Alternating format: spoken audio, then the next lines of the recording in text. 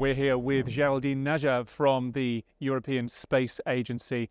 Géraldine, thank you for joining us. ESA, you've just announced €17 billion in R&D investment there. Can you tell us where those funds will be invested in, what kind of programs?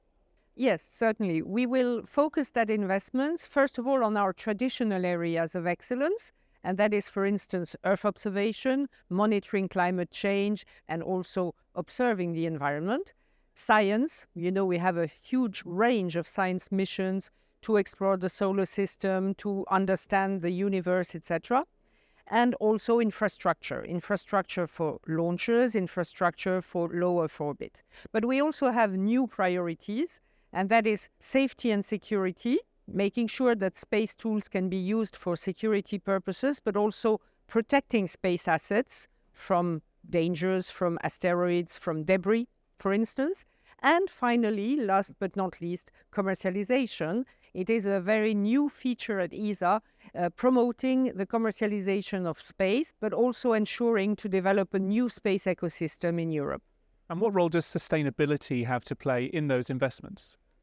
Sustainability, I think, is essential for any business to develop. To have a sustainable business, you need to have continuous investment. And our member states are entrusting us with actually increasing investments. And now if you talk about sustainability in general, such as in environmental concerns and so on, yes, it's very important for us because we are positioned as the space agency in the world that takes most care of monitoring climate change and, as I said, addressing environment. So we need ourselves to be exemplary. And we are working hard on, let's say, minimizing the environmental impact of our mission. We go to a zero debris policy also for our missions. So that is very important. How important would you say commercialization is in the space sector, and how can the industry, how can you move forward to achieving those levels of commercialization that you would wish?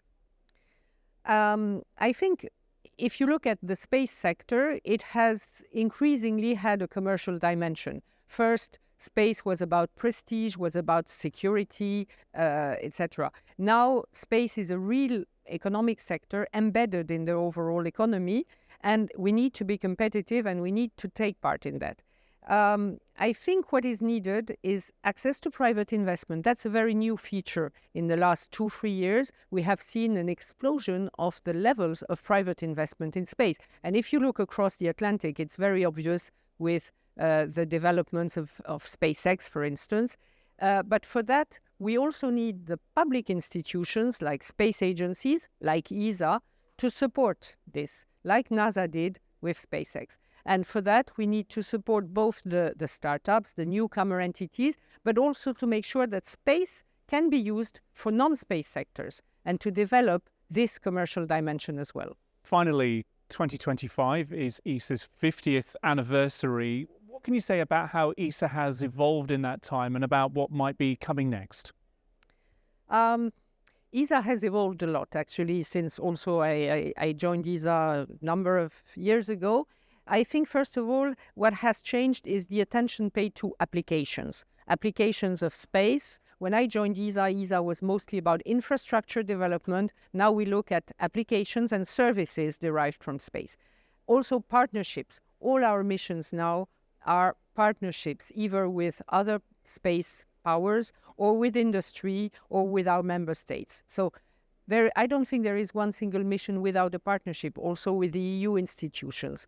And finally, this last dimension of entering the 21st century, the development of commercial applications, and really the development of all these new actors in space, more states, but also more industries, is a real evolution for ESA.